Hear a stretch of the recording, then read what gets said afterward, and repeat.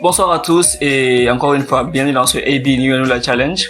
Et je suis très content d'être aujourd'hui avec un grand frère, un ami, un oncle aussi, et qui s'appelle Ibrahim, comme mon père. Bonsoir. Bonsoir. Je peux t'appeler IG, non? Oui, mets-toi à l'aise. Magnifique. Alors merci beaucoup de nous accueillir chez toi. Aujourd'hui, à la descente en plus, c'est pas commun. Mais quand même, je pense que c'est un truc à apprécier. Pour info, IG est le DC de Niger Telecom, directeur commercial, et le cofondateur du cabinet Leader d'Afrique avec son grand frère qu'on appelle AG. Et depuis 2014, c'est devenu vraiment une entreprise de référence dans le monde de la formation et du développement de capacité ici au Niger avec tout ce qu'ils ont fait. Si on compte la GNGL 1, 2, 3, dont je suis ici aussi. Et aujourd'hui, on a le plaisir de parler avec lui de business, de projet. On est dans un pays où depuis une décennie, il y a tellement d'engouement autour de la question de l'entrepreneuriat des jeunes que ça devient presque un effet de mode. Donc, dans ce challenge, je pense qu'il est important pour les gens qui sont concernés par cela, autant pour moi, de savoir se fixer sur tout ce qui est business, idées, projets, afin de ne pas faire l'erreur que la plupart des personnes ont fait à force de se lancer dans quelque chose juste parce que tout le monde le fait. Bonsoir Ahmed, bienvenue chez moi. Merci beaucoup. Je tiens à te remercier pour l'opportunité que vous me donnez donc de m'exprimer sur des sujets aussi importants que le projet, comme dit dans notre entreprise, comme l'entrepreneuriat. Je tiens aussi à saluer les efforts que tu fais à l'endroit de la jeunesse, volontairement, parce que certainement c'est ensemble qu'on va faire la différence, qu'on va construire, de continuer à construire cette Afrique-là, mais aussi de montrer aux jeunes que dans une démarche volontariste, les choses sont encore possibles, tout le monde peut faire comme toi, tout le monde doit pouvoir trouver sa voie et son idéal. Merci beaucoup IG, si tu es prêt, on va commencer. Au plaisir. Alors, magnifique. Il y a une chose qui est très importante pour moi, c'est que je préfère que les gens donnent des définitions personnalisées. J'aimerais savoir ce que IG pense du mot projet et du mot entreprise. D'accord. Alors, un projet, pour moi, c'est d'abord de se rendre compte d'une première chose. Est-ce que là où je suis, je me sens bien? Est-ce que je suis à l'aise? Dès que la réponse est ambiguë, il faudra que je pense alors à là où je veux être. C'est quitter une situation de départ jugée insuffisante pour adhérer à une situation future jugée meilleure. Okay. Voilà.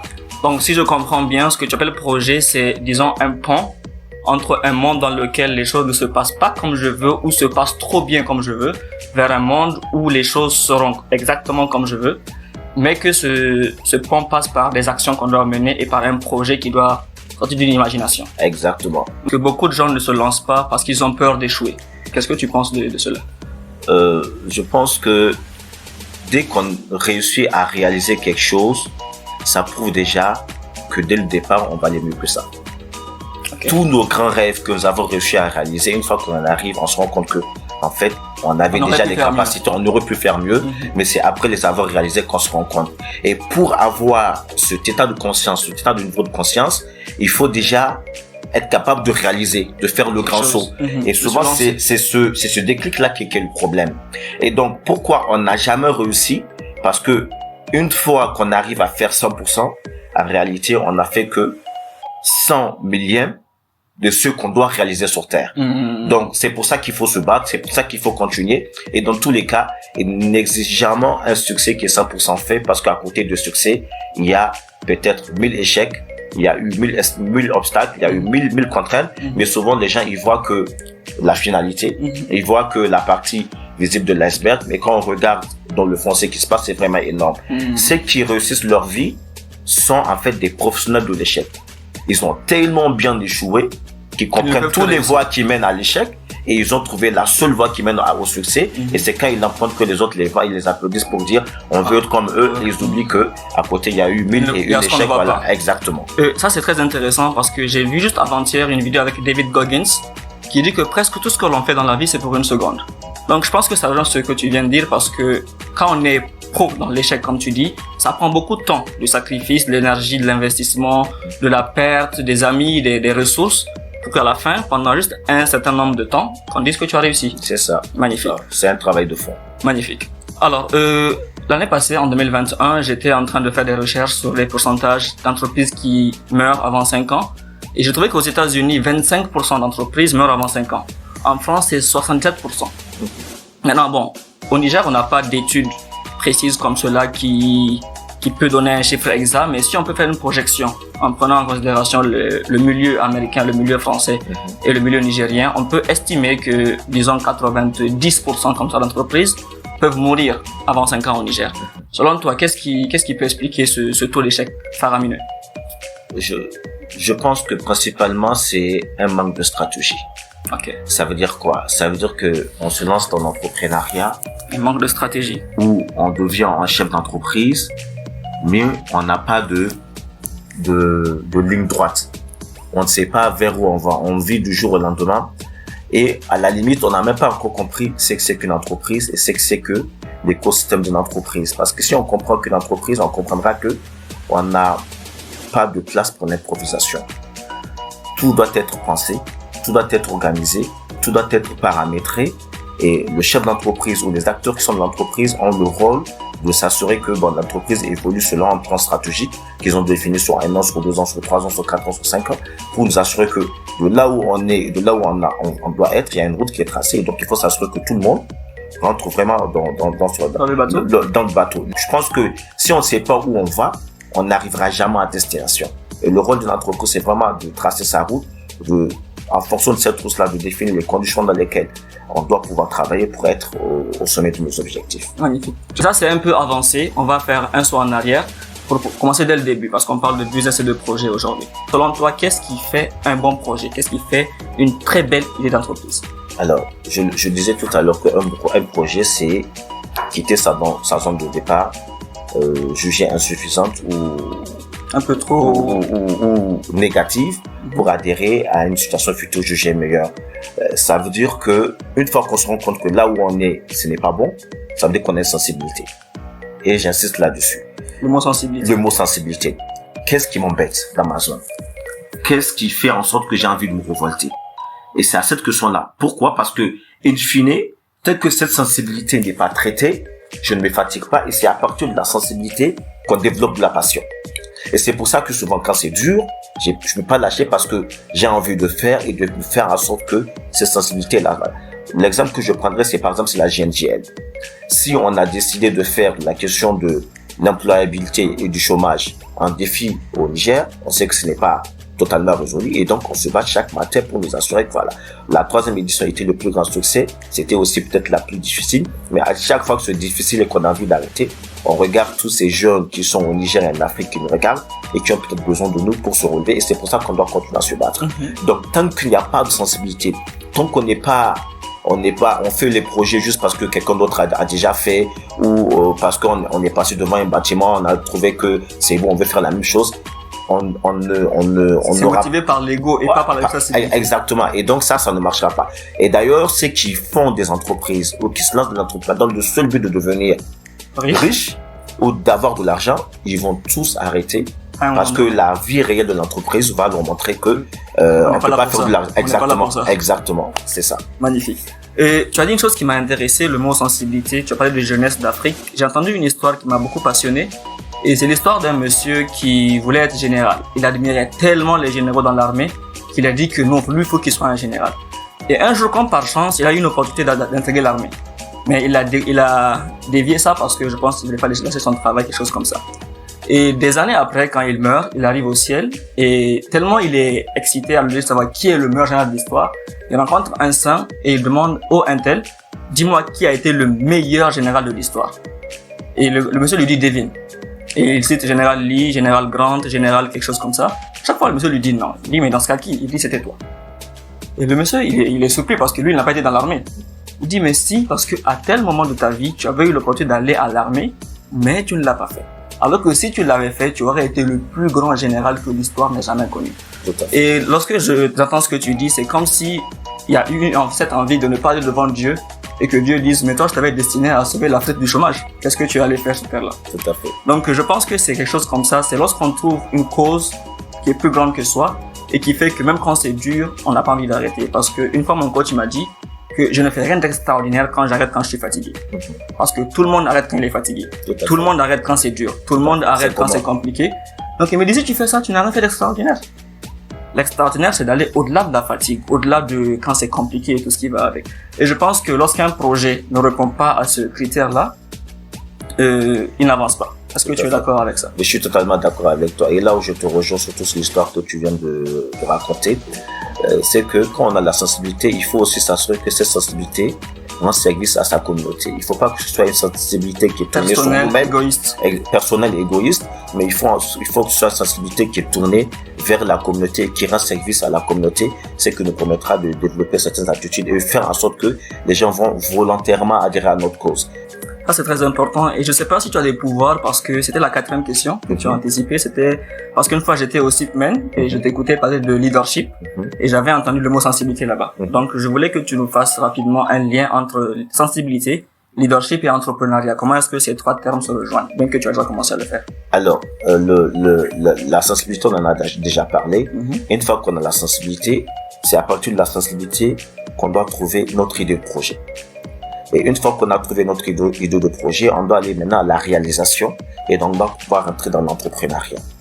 Et maintenant qu'on a trouvé notre idée de projet, on a créé notre entreprise, notre rôle est maintenant c'est de jouer le rôle de général des armées qui est sur le front, pas qui donne les ordres et qui reste derrière et qui mobilise les troupes pour aller en guerre. Et donc pour pouvoir relever les défis qui s'imposent à notre idée entrepreneuriale, à notre projet, à la création de notre entreprise et à la réalisation de nos rêves, il faut qu'on fasse preuve de leadership et donc de pouvoir d'abord avoir cette forte capacité d'influence positive et d'influence qui rend service à la communauté pour vraiment revenir à la question de la sensibilité. La sensibilité, l'entrepreneuriat et le leadership sont pour moi les 3 notions qu'il faut jamais dissocier. Sinon, si on les prend individuellement comme ça ne pourra pas aller. Donc, c'est pour ça que je dis, exactement, elle peut pas être un bon leader sans sensibilité. Sans sensibilité. Le leadership, c'est une question de contexte.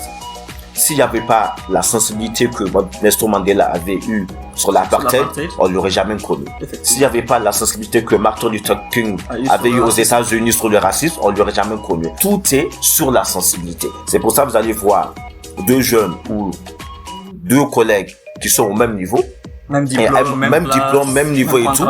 Vous les regardez 5 ans, 10 ans après, ils sont à des chemins différents, ils sont à des niveaux différents. Et tu vas voir un qui va passer directeur commercial, directeur général, qui va créer sa société, et l'autre qui est encore à son même niveau, en train d'attendre. Parce qu'il n'a pas fait 10 ans dans exactement ce poste-là. Magnifique. Ça, c'est vraiment une très belle chose, et je pense que les gens qui nous suivent aujourd'hui comprennent un peu l'impact et l'importance d'avoir une sensibilité qui est axée sur la communauté, pas sur soi, et de savoir traduire la sensibilité en un projet d'entreprise à travers lequel on développe un leadership très puissant qui va aider les gens. Ça, c'est une très belle chose. Alors, j'ai une autre question, si tu permets. Il y a beaucoup de jeunes entrepreneurs que je rencontre, bon, pas entrepreneurs, mais porteurs de projets, et leur excuse préférée, c'est le manque de financement. L'État ne finance pas, mon oncle a l'argent, il me donne pas, il y a des riches dans le quartier, ils ne voient même pas, les concours, ça ne donne pas. Les gens mettent en avant le manque de financement pour ne pas agir. Alors, en tant que personne qui a gravé ces échelons-là, et personne qui a commencé une entreprise, je pense, avec vraiment quelque chose de pas très grand, comment est-ce que tu peux parler de cette question de financement-là, que les gens avancent tout le temps? Alors, je pense qu'il faut qu'on redescende un peu sur terre. On ne peut pas vouloir réaliser des grands rêves sans commencer par les échelons les plus bas et puis les gravir par étapes.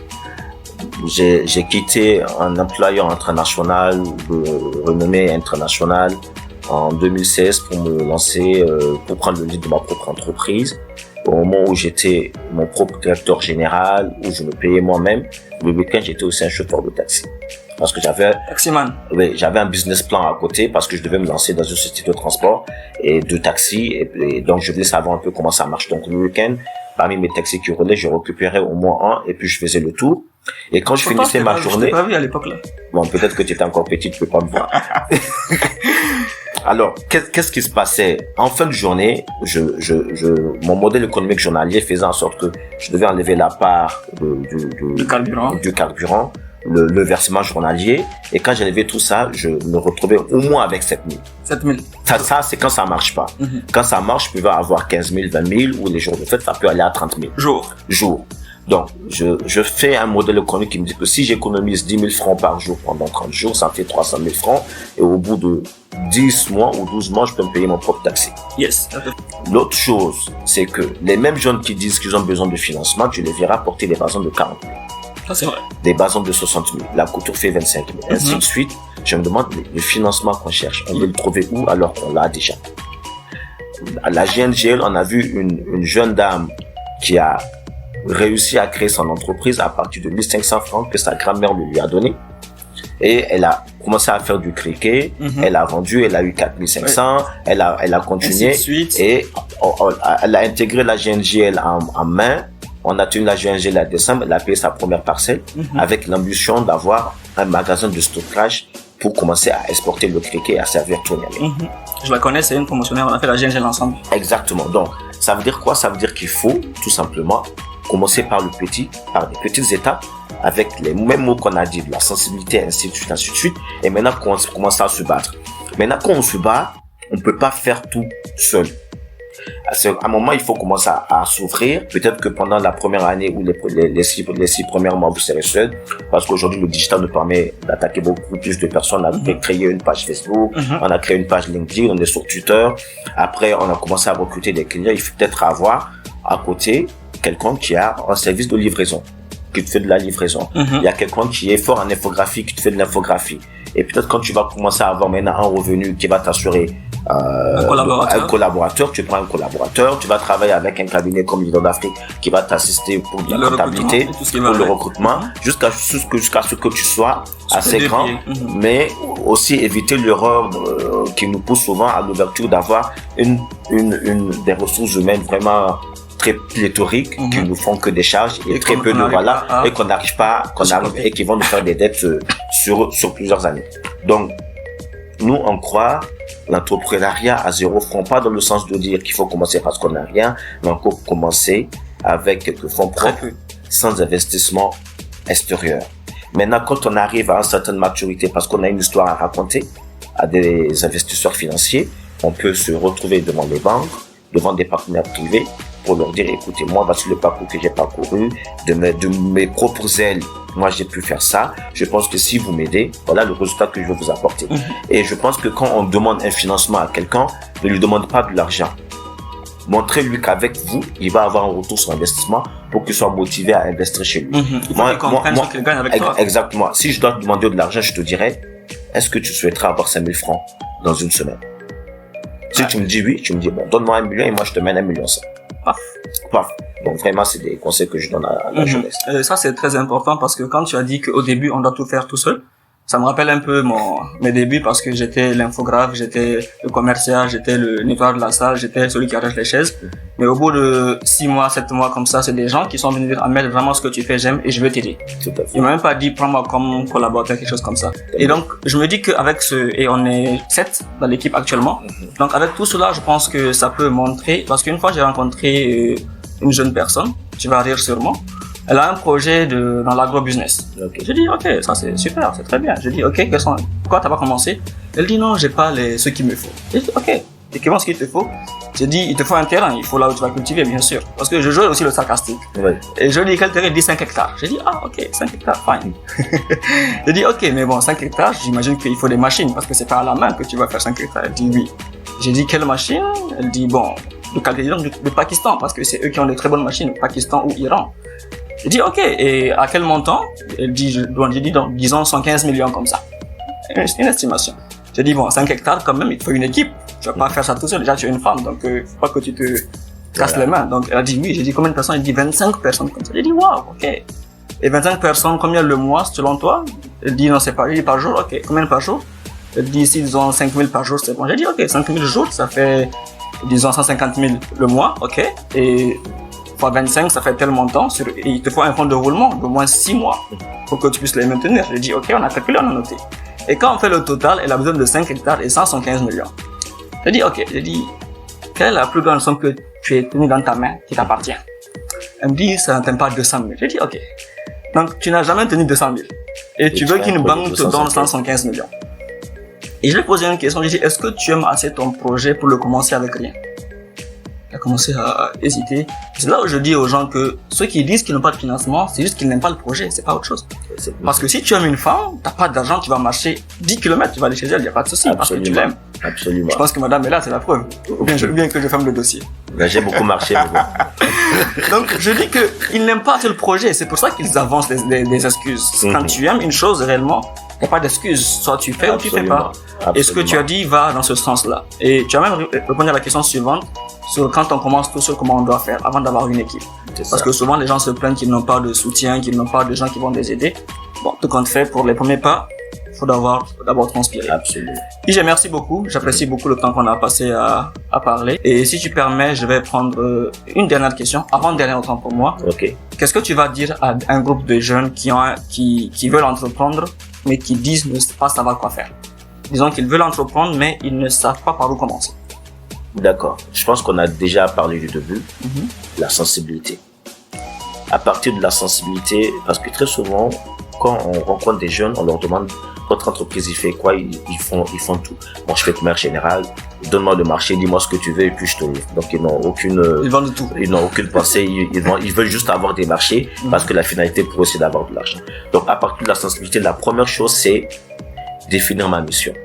Une fois que j'ai compris ce qui m'embête, là où j'ai mal, quel est le rôle que je vais y jouer là-dedans? Effectivement, parce que quelle est ma mission? Je me place exactement. Quelle est ma mission?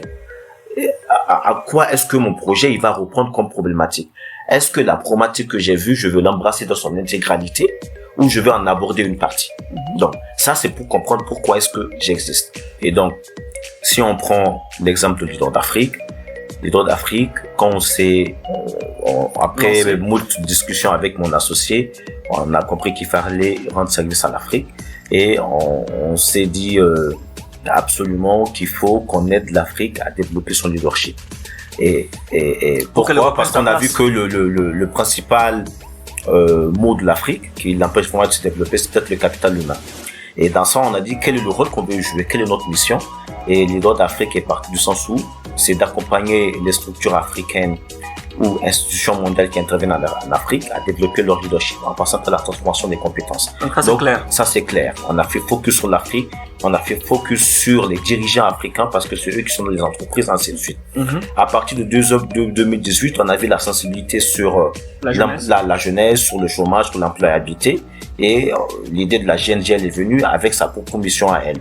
Et donc, il faudra qu'on sache qu'est-ce que le rôle qu'on va y jouer pour ne pas attaquer une maladie qui a beaucoup de mots et vouloir traiter tous les mots en même temps. Et donc, c'est comme un médecin qui vient visiter un malade et qui donne tous les médicaments pour traiter tous les mots alors qu'il faut peut-être aller par étapes parce que il y a des mots qui sont exactement. Donc, tu gères celui-là. Donc, exactement. C'est ça le but. Donc, maintenant que la mission est claire, on sait quel est le rôle qu'on veut jouer, il faut qu'on sache cette problématique, cette sensibilité que j'ai vue, où est-ce que je vais l'amener? D'où la question de la vision et du leadership, parce qu'on dit que le leader doit être visionnaire, ainsi de suite. Donc, puisque je sais que j'ai mal, comment je veux le guérir? Enfin, je veux que la plaie guérisse comment? Où est-ce que je vais l'amener à la fin?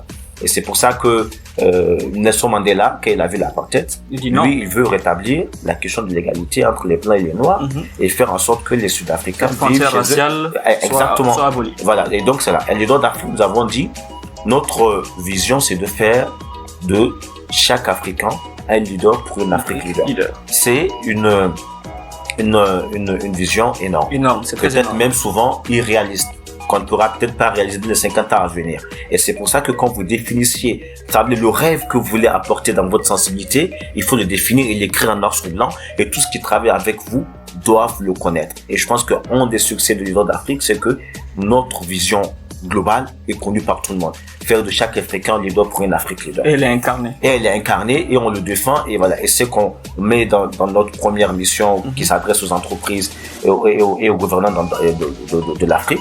Et à notre deuxième mission qui est sur la jeunesse parce que maintenant on a compris qu'il faut aller au niveau de la jeunesse pour les préparer avant qu'ils intègrent les administrations, les entreprises parce que c'est comme ça aussi qu'on peut changer les choses. Maintenant, avant d'arriver à cette vision suprême, il faut avoir une ambition. ce qu'on appelle l'ambition stratégique, que c'est défini à 1 an, à 2 ans, à 3 ans. Et cette ambition à l'idée d'affaires indique que, par exemple, nous, on veut, d'ici 2023, proposer la meilleure expérience conseil. Et nous, on veut, dans toutes les activités qu'on développe, être le cabinet qui est systématiquement recommandé quand il s'agit de formation, quand il s'agit d'audit, quand il s'agit d'études, quand il s'agit d'accompagnement, quand il s'agit de recrutement. Et aujourd'hui, notre notoriété est arrivée au stade où c'est systématiquement les clients, notre écosystème, les partenaires intéressants qui demandent des ambassadeurs et qui nous recommandent. On reçoit systématiquement chaque jour un client, un partenaire qui nous appelle. Oui, les autres Afrique, on a telle thématique. Oui, les autres Afrique, on a telle problématique. Quelle est votre solution? Donc, partir de la sensibilité, définir la mission, définir la vision, et avant d'atteindre cette vision, puisque souvent elle est irréaliste et on ne peut pas la définir dans le temps, trouver des ambitions intermédiaires qui nous permettra de faire des paliers jusqu'à nous assurer que là on veut, voilà. Si on dit qu'on veut faire de chaque IFRAN leader pour Afrique une Afrique leader, ça veut dire qu'on a une ambition africaine. Ça veut dire qu'à un moment, ça ne se limite pas à ce Niger-là. Ça se limite pas à ce Niger, mais le Niger, c'est une étape. Il faut d'abord travailler au Niger, impacter l'écosystème nigérien pour commencer maintenant à aller à l'international, peut-être les pays de la sous-région, après l'Afrique, après ainsi de suite, ainsi de suite. Et maintenant, une fois que cette vision il est claire, comme on parlait de l'athlète tout à l'heure, comment est-ce que je vais guérir l'athlète? Quel est le chemin que je vais aborder pour y aller? Et je ne dessine pas un chemin de la sensibilité à la vision, mais je dessine toujours un chemin de la sensibilité à l'ambition. Si Leader d'Afrique dit que on veut être le cabinet qui propose la meilleure expérience conseil, 2023. Quel chemin on fait et d'ici 2023? Quel chemin on fait d'ici 2023? Et je pense que la GNGL, c'est une des parties de cet élément-là. Parce que oui, la GNGL rend service à la communauté, la GNGL permet aux gens de se conscientiser, mais ça développe aussi notre crédibilité, ça fait en sorte que les gens disent, voilà, ils font un travail remarquable, c'est des gens à qui on peut faire confiance, testons les voir, qu'est-ce que ça vaut, est-ce que ce qu'ils disent et ce qu'ils font, c'est la réalité, et très souvent que les gens ils nous font vraiment confiance. Donc pour moi, sensibilité, mission, vision, ambition, stratégie. C'est absolument les choses c'est très fort parce que en t'écoutant, c'est comme si je me voyais à l'époque parce que je comprends que la sensibilité c'est une question existentielle. Et pour vous, c'était comment arriver à faire de l'Afrique le leader qu'elle est de nature. Tout à fait. Et en ce qui me concerne, c'était pourquoi les gens ne sont pas heureux. Bon, à une époque, ça me dérangeait quand je vois les gens frustrés ou ils s'entendent pas ou quelqu'un il est pas bien. Je me dis mais pourquoi? Genre pourquoi? Et c'est partant de cela que je commençais à faire des formations et du coaching. Et un temps, je reçois des messages de numéros inconnus. Ahmed, j'ai tel problème, comment je fais? C'est ça. En même temps, ça m'a fait peur. J'ai dit bon, tu t'es mis dans quoi là? Mais en t'écoutant, je comprends qu'en fait, c'est avec l'avancement, c'est les clients qui te recommandent à des gens qui te contactent de nulle part. C'est ça. Et donc, ça montre qu'il y a un chemin qui est là. Et ça, c'est très important pour chaque jeune qui veut commencer, de retenir d'abord la sensibilité, la mission, la vision, l'ambition stratégique. C'est ça, c'est très fort. Je suis très content, IG. Merci beaucoup pour l'accueil. Et désolé de venir à la descente. Ce n'est pas très commun. Vous repassez comme vous voulez. Tu es comme chez toi. Magnifique. Merci beaucoup, IG. Au plaisir. Merci d'être passé. Et on se revoit très bientôt. Allez.